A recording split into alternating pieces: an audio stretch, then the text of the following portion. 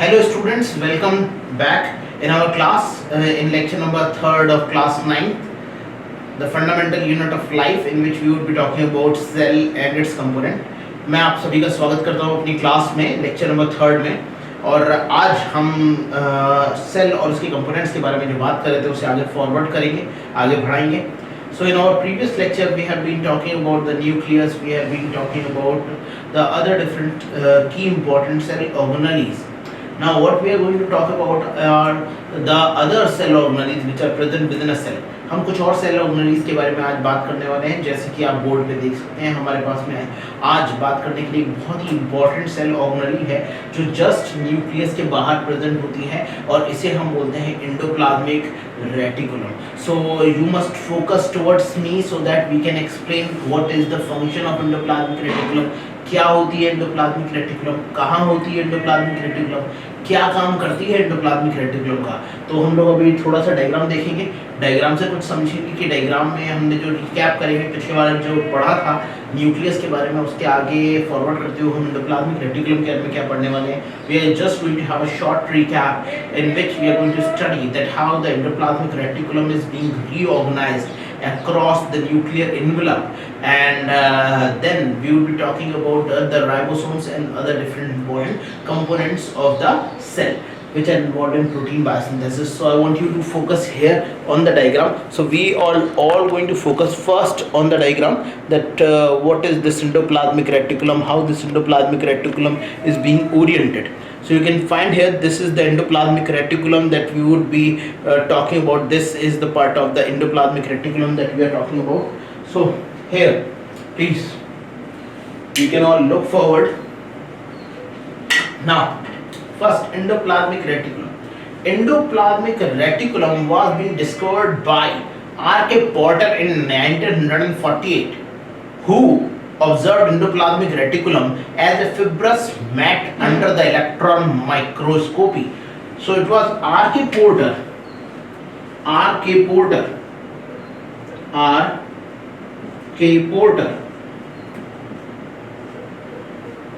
discovered endoplasmic reticulum as a fibrous mat across the nuclear envelope. Okay, so this was being observed by R.K. Matt, and should I enhance? Okay, I am going to enlarge it out. ठीक है, इसे हम लोग देखने वाले हैं यहाँ पर। पहले हम थोड़ा सा स्ट्रक्चर के बारे में जो समझाना है मैं वो आपको समझा देता हूँ। तो आर.के. पोर्टर सर ने इसे सबसे पहले डिस्कवर किया था एंडोप्लाज्मिक रेटिकुलम को as a fibrous mat. R K. Porter discovered it as a fibrous mat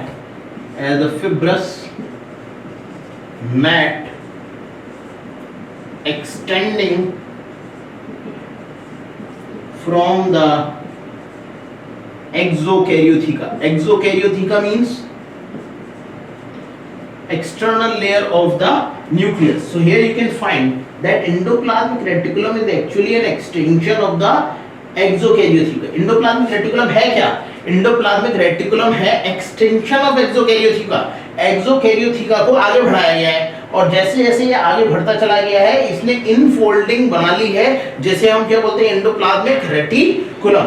this endoplasmic reticulum contain large number of lobule like structure, large number of lobe like structures which are referred to as ribosomes. Okay, this is exokaryotheca. So endoplasmic reticulum is an extension of exokaryotheca. ठीक है, so अगर आप देखें यहाँ पर, hence मैं एक और बहुत इंपॉर्टेंट पॉइंट लिख सकता हूँ, endoplasmic reticulum is an extension of exokaryotheca. So here the exokaryotheca has been extended forward in order to make the endoplasmic reticulum. Now endoplasmic reticulum, when it is being present, it is an extension of exokaryotheca when endoplasmic reticulum has nodule like structure called as ribosomes present over itself, then it is called as rough endoplasmic reticulum. जब इसके पास में nodule like structure होंगे तब हम इसे क्या कहेंगे, rough endoplasmic reticulum. आप ऊपर थोड़ा सा देखेंगे तो आपको रफ एंडोप्लाज्मिक रेटिकुलम बहुत क्लियरली यहां पर दिख जाएगा। Here this is referred to as the rough endoplasmic reticulum. Now endoplasmic reticulum can be categorized into two different types. One, it could be rough endoplasmic reticulum, and another could be smooth endoplasmic reticulum.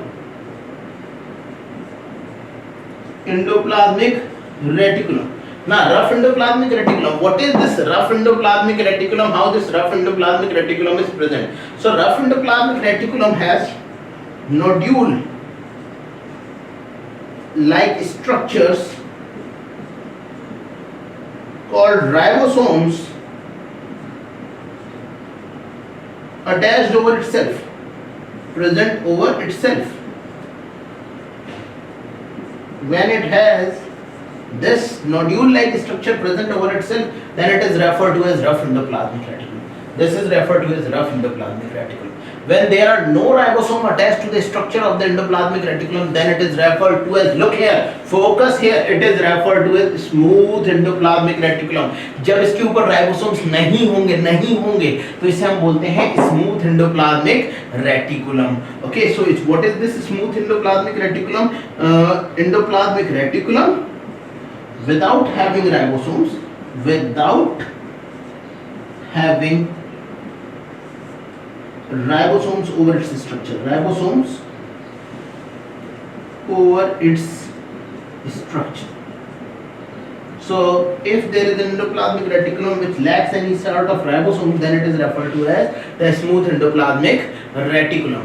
Now what is the function of rough endoplasmic reticulum, what is the function of smooth endoplasmic reticulum, that we will be observing. So this is all understandable. This one, the center part was referred to as the nucleus. We have already in our previous lecture described the nucleus structure, components और उसके कितने part थे. So this one was referred to as nucleolus. इसे हम क्या बोलते थे, nucleolus बोलते थे।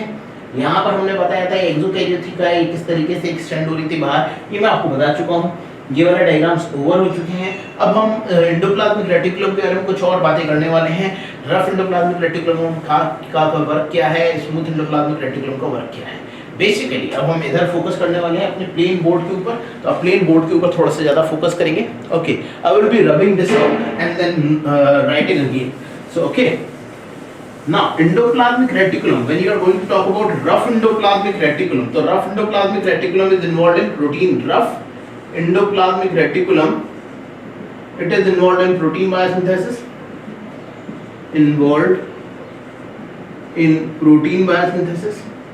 ये किस काम में आती है, प्रोटीन की बायोसिंथेसिस के काम में आती है। It is involved in protein biosynthesis, the rough endoplasmic reticulum.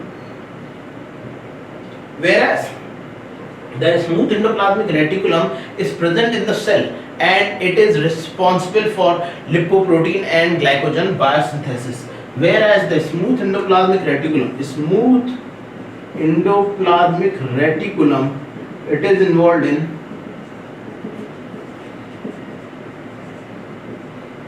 lipoprotein or glycogen biosynthesis. Okay, glycogen biosynthesis. As well as the most important function of this smooth endoplasmic reticulum is detoxification. सबसे important अगर कोई function है smooth endoplasmic reticulum का भैया, तो smooth endoplasmic reticulum का जो सबसे इंपॉर्टेंट फंक्शन है वो है डिटॉक्सिफिकेशन, यानी कि किसी भी टॉक्सिन को नलीफाई करना, न्यूट्रलाइज करना। Smooth endoplasmic reticulum also performs detoxification,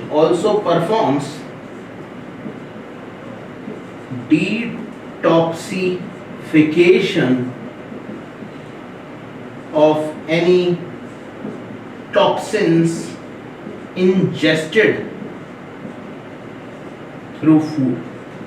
तो मान लीजिए आप फूड के थ्रू इंजेस्ट कर जाते हैं किसी भी टॉक्सिन को, तो उस टॉक्सिन को नलीफाई करने का काम किसका होता है, एंडोप्लाज्मिक रेटिकुलम का।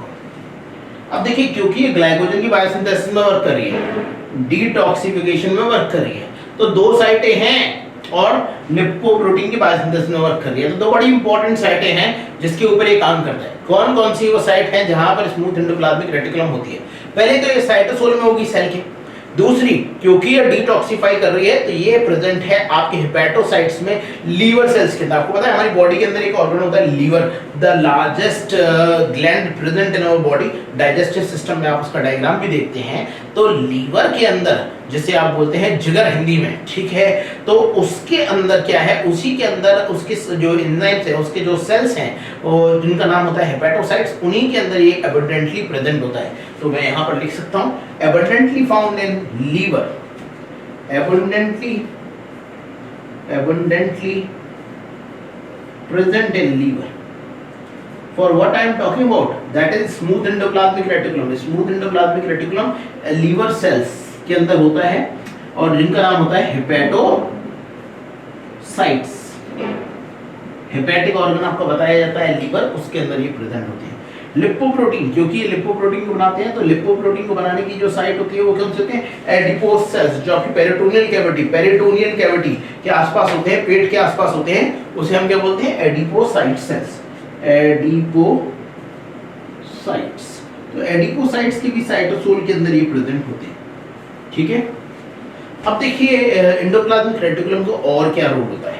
Endoplasmic reticulum is involved in not only carrying out protein biosynthesis. देखिए ये तो फंक्शन किसका हो गया? स्मूथ का तो एंडोप्लाज्मिक रेटिकुलम का फंक्शन हो गया लिपोप्रोटीन को बनाना, आपके ग्लाइकोजन की बायोसिंथेसिस को बनाना। ग्लाइकोजन कहाँ बन रहा है? लीवर सेल्स में। लिपोप्रोटीन कहाँ बन रही है? एडिपोसाइट्स में। डिटॉक्सिफिकेशन कहाँ हो रहा है? लीवर सेल्स में। अब बची rough endoplasmic reticulum. Rough endoplasmic reticulum को मैंने फंक्शन बताया था प्रोटीन की बायोसिंथेसिस। अब देखिए एंडोप्लाज्मिक रेटिकुलम के कुछ कॉमन फंक्शंस भी हैं। ये कई सारे प्रोटीन्स को सिंथेसाइज करके उन्हें मॉडिफाई भी करते हैं। दे helps in the modification of proteins, ठीक है। रफ एंडोप्लाज्मिक रेटिकुलम केवल यही काम नहीं करता है, एक दो काम और है उसके। वो क्या है? Modification of proteins by synthesize over ribosomes. ये कई प्रोटीन्स को मॉडिफाई भी करता है। Rough endoplasmic reticulum also helps in modification of protein, also modifies the proteins synthesized over the ribosomes.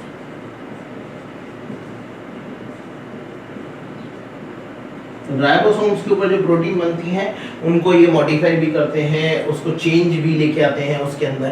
और क्या काम करता है? Endoplasmic reticulum can be continuous from one cell to another in the case of plant cells, that thus helps in the molecular transport. Plant cell के अंदर एक endoplasmic reticulum दूसरे endoplasmic reticulum से जुड़ी हुई हो सकती है। एक सेल की एंडोप्लाज्मिक रेटिकुलम दूसरे सेल के साथ में जुड़ी हुई है, इसलिए ये प्लांट सेल्स के अंदर सिक्रीशंस और ट्रांसपोर्ट के अंदर भी हेल्प करते हैं। Endoplasmic reticulum in case of plant cells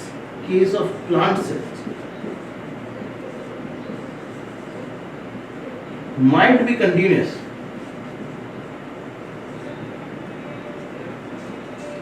from one cell to the other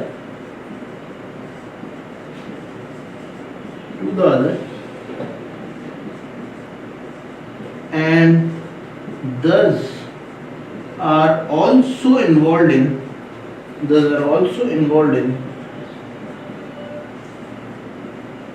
in intracellular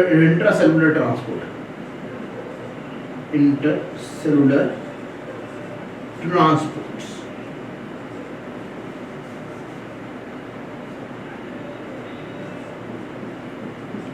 It is the one that is responsible for the intracellular transport.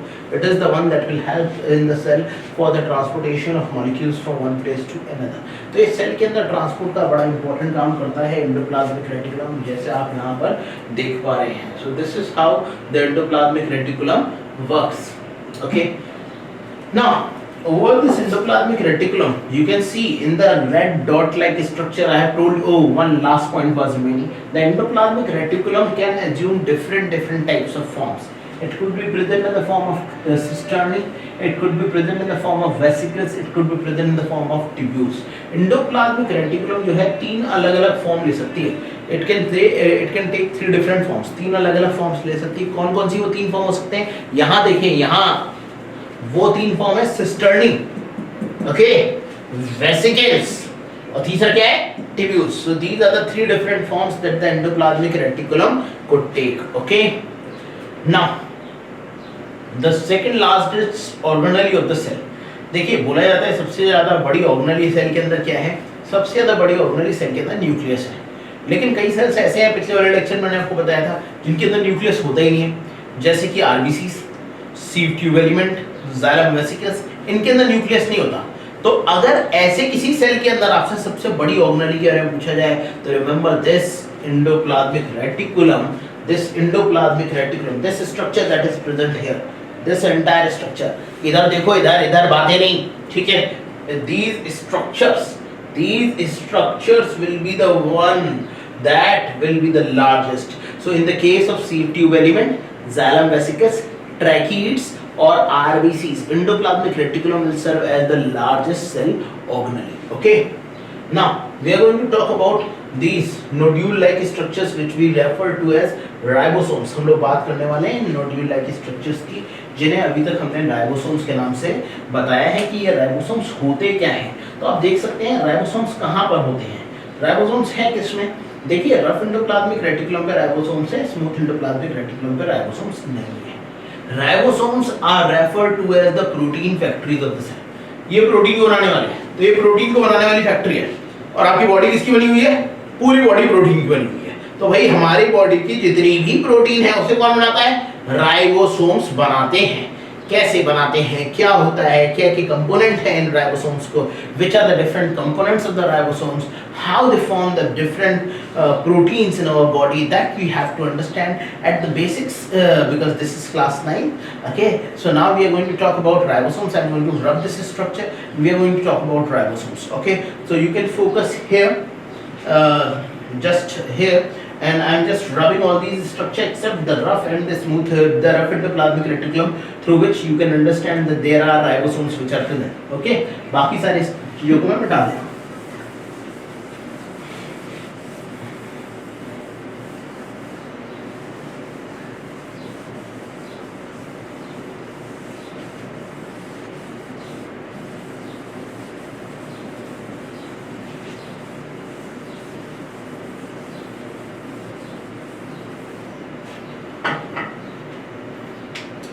So we are talking about these nodule-like structure which are referred to as ribosome. This is rough endoplasmic reticulum. I'm just going to write it RER. मैं इसे केवल represent करने के लिए लिख दे रहा हूँ RER, rough endoplasmic reticulum, RER, rough endoplasmic reticulum। अगर मैं इसका एक पार्ट ले लेता हूँ और इस पार्ट को यहाँ पर एम्पलीफाई करके दिखा देता हूँ, तो मुझे क्या दिखता है, मैं क्या देख सकता हूँ, I can effectively look upon this particular part as consisting of this nodule-like structure, over which a nodule-like structure. This is referred to as the ribosome. Ribosome consist of 2 सब यूनिट, 2 सब यूनिट है ribosomes के अंदर, एक है small सब unit और एक है लार्जर सब यूनिट। अगर मैं इस पार्ट को भी 2 पार्ट में स्प्लिट कर दूं,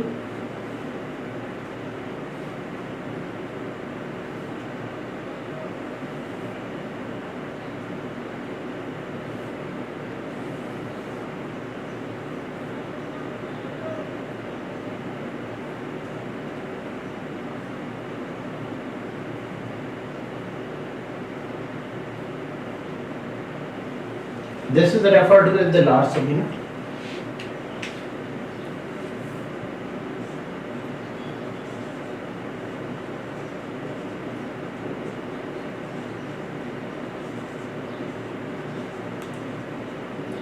This is referred to as the small subunit. ये 2 कंपोनेंट है राइबोसोम्स के, ठीक है। सबसे पहले हम कुछ इंपॉर्टेंट फीचर्स राइबोसोम के बारे में पढ़ेंगे। राइबोसोम्स होते क्या हैं, क्या काम करते हैं, क्या फंक्शन होता है इन राइबोसोम्स का।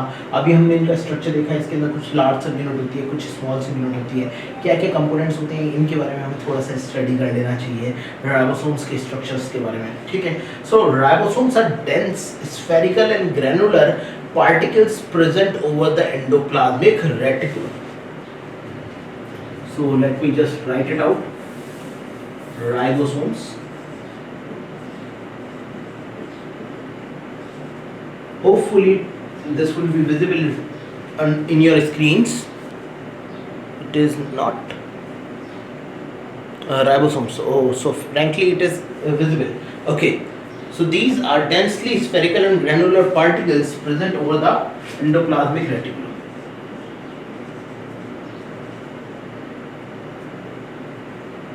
Dense spherical particles present over the endoplasmic reticulum. Present over the endoplasmic reticulum. Present over the endoplasmic reticulum of the cell to form rough endoplasmic reticulum. ये क्या बना देते हैं? They will lead to the formation of a rough endoplasmic reticulum in the case of cells. These are the ones that lead to the formation of the rough endoplasmic reticulum because these are attached to the endoplasmic reticulum of the cell. ये rough endoplasmic reticulum को बनाते हैं। अब ये rough endoplasmic reticulum को बनाते हैं and these are also referred to as the ribonuclear proteins because they are made up of two component, RNA as well as proteins. These are also referred to as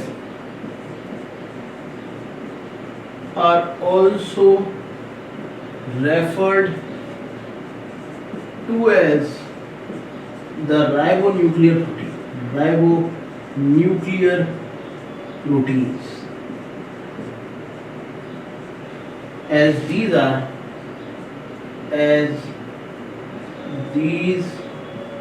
are made up of RNA plus proteins। क्योंकि ये किस किस का मिलकर बना हुआ है? RNA का मिलकर, आरएनए और प्रोटीन्स मिलकर क्या बना देते हैं? राइबोन्यूक्लियो प्रोटीन्स को बना देते हैं। They lead to the formation of ribonucleo protein. It is the unit membrane bound organelle. एक ही सिंगल मेम्ब्रेन बाउंड ऑर्गेनेली होती है, डबल मेम्ब्रेन बाउंड ऑर्गेनेली नहीं है। It is the unit membrane bound organelle. It is the unit membrane bound organelle.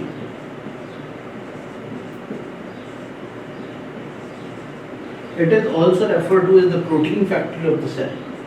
It is referred to as the protein factory of the cell.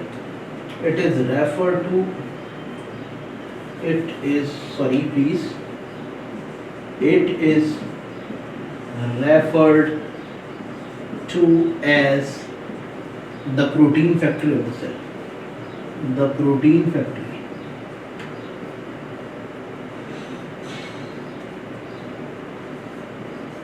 of the cell। तो ये क्या है? ये cell की protein factory है जो cell की proteins को बनाता है। तो ये सेल की प्रोटीन फैक्ट्री है।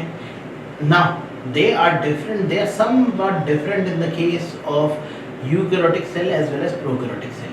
देखिए यूकैरियोटिक सेल, प्लांट और एनिमल सेल और प्रोकैरियोटिक सेल में थोड़े अंतर होते हैं। प्लांट और एनिमल सेल के अंदर यूकैरियोटिक सेल में 80s राइबोसोम पाए जाते हैं, जबकि प्रोकैरियोटिक सेल में 70s राइबोसोम पाए जाते हैं। अब ये 70s 80s क्या होता है, इस बात को समझने की कोशिश करें। S refer to sedimentation coefficient, also refer to silver unit. जब सेल के अंदर से अलग अलग ऑर्गेनेलीज को सेपरेट किया जाता है, सारी ऑर्गेनेलीज को सेपरेट किया जाता है, तो सेल्स को किस में रखा जाता है?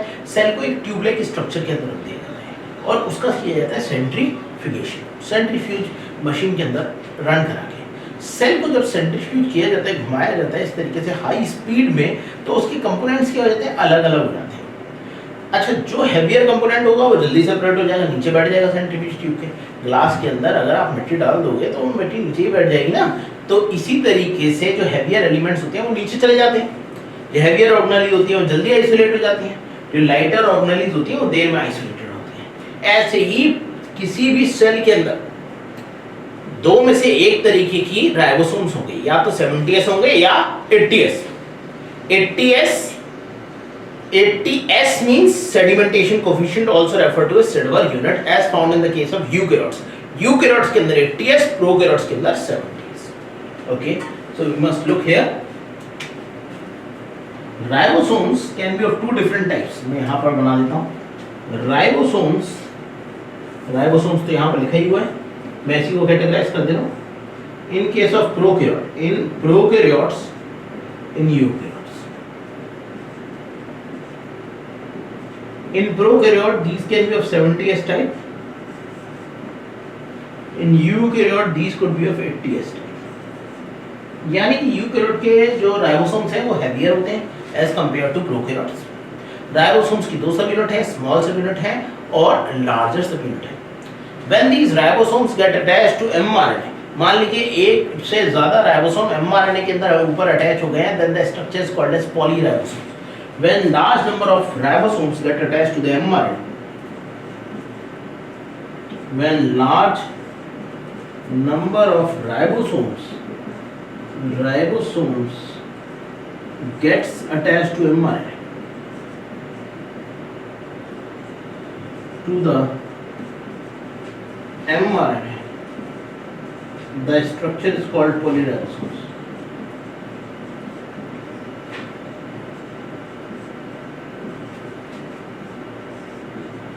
Called polyribosomes. उस स्ट्रक्चर को हम क्या कहते हैं? उस स्ट्रक्चर को हम बोल देते हैं भाई पॉलीराइबोसोम्स। प्लांट्स और एनिमल सेल्स के अंदर इन्हें अलग अलग नाम से बताया गया है। प्लांट सेल्स के अंदर राइबोसोम्स को रॉबिन्सन और ब्राउन ने डिस्कवर किया था, जबकि एनिमल सेल के अंदर इसी का नाम दिया था पैलेट पार्टिकल्स, पैलेट ने। तो अगर आपको ढंग से दिख पा रहा है, everything is clear to you? Okay, it's very clear, सब कुछ साफ साफ आप लोग देख पा रहे हैं। In case of plant cells and animal cells, ये मैंने लिख दिया 70। In plant cells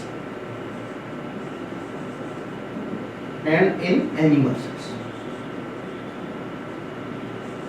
In animal cells, ribosomes were referred to as palate particles.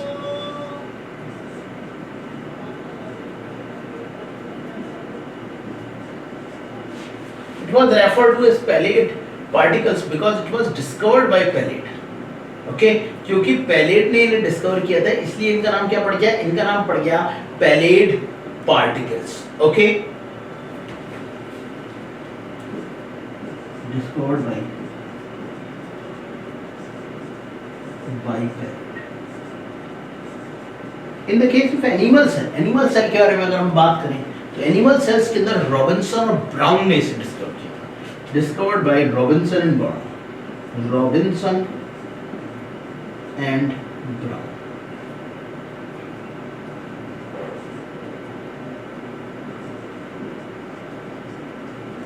And these are the ones that are involved in the case of protein biosynthesis. यही वो होते हैं जो protein की बायोसिंथेसिस के लिए इन्वॉल्व होते हैं, जो प्रोटीन की बायोसिंथेसिस को कराते हैं। So this is all about ribosomes. ये सारा इंफॉर्मेशन राइबोसोम्स के बारे में थी। ये राइबोसोम्स क्या काम करते हैं, what is the basic function of ribosomes, which are the key important features of the ribosomes, and how do ribosomes perform their function. Okay, so now we are going to talk about the other cell organelles which are of key importance in organizing the intracellular environment of the cell. And those cell organelles are very small. They are referred to as vacuoles, lysosome, peroxisomes, centrosomes. तो हम एक एक करके इन organelles को पढ़ेंगे। सबसे पहले हम कुछ ऑर्गेनेल्स को पढ़ने वाले हैं, इनका नाम है वैक्यूल। एक पॉइंट इसके अंदर और रह गया है, जरा ये देख लीजिए। The small subunit and the larger subunit, the small subunit and the larger subunit of the ribosomes are being held together with the help of magnesium ion. Magnesium ion help करते हैं ताकि वो स्मॉल सबयूनिट और larger subunit को आपस में interact करा के एक दूसरे के ऊपर अट्रैक्ट करा के रख सकें। ओके, सो नेक्स्ट पॉइंट जो हम लिखने वाले हैं, magnesium ions helps to maintain the stability of the structure of ribosomes. Note, very important point. Pencil लिख लेते हैं।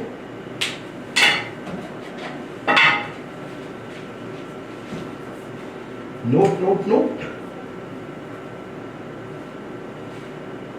The stability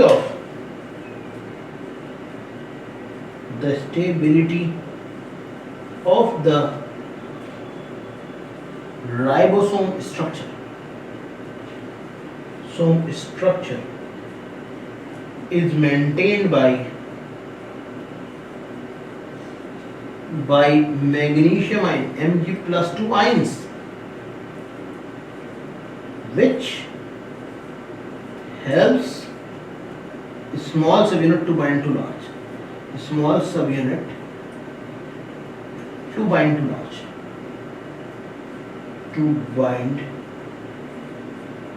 Large subunit. Large subunit और स्मॉल सबयूनिट को कौन बाइंड करता है? आपस में मैग्नीशियम आयन हेल्प करते हैं इस सबयूनिट को बाइंड करने में। देख पा रहे होंगे आप। थोड़ा सा मैं जूम आउट करता हूं ताकि आप और अच्छे से देख पाएं। To bind to the larger subunit, okay. So the stability of the ribosome structure is being maintained by magnesium ion which helps small subunit to bind to the larger subunit. So this is all about ribosomes. ये सारा function हो गया, structure हो गया, component हो गए ribosomes के। Ribosomes हमारी बॉडी में प्रोटीन बनाते हैं। ये बने होते हैं प्रोटीन्स और आरएनए के। जब एमआरएनए के ऊपर बहुत सारे राइबोसोम्स अटैच हो जाते हैं तो उसे हम पॉलीराइबोसोम स्ट्रक्चर कहते हैं। प्लांट्स के अंदर और एनिमल्स के अंदर अलग अलग साइंटिस्ट ने डिस्कवर किया था। प्लांट के अंदर रॉबिन्सन और ब्राउन ने डिस्कवर किया था। एनिमल के अंदर इनका नाम पड़ा था पैलेट कंपोनेंट, बिकॉज पैलेट ने डिस्कवर किया था। राइबोसोम्स प्रोकैरियोट्स और यूकैरियोट्स के अंदर अलग अलग हो सकते हैं। प्रोकैरियोट्स के अंदर 70s टाइप होते हैं, यूकैरियोट के अंदर 80s टाइप होते हैं। This is all about ribosomes. We have finished the 2 cell organelles, that is the ribosome, that is the endoplasmic reticulum and the ribosomes. Okay, this is all about this particular lecture. In our next lecture we will be starting with another cell organelles, the vacuoles, the lysosomes, the peroxisome and the centrosomes. So thanks a lot students for watching. Just like, share and subscribe to this channel, and we will be continuing our next lecture, and in our next lecture we will be continuing with the particular topic. Thank you, thanks a lot, best of luck। आप मुझे अपनी questions send कर सकते हैं, WhatsApp कर सकते हैं, comment box में लिख सकते हैं, ताकि हम लोग आपकी क्वेरीज को और सॉल्व कर सकें। शीट सॉल्व करते रहिए और MCQs क्वेश्चन को सॉल्व करिए। Thank you.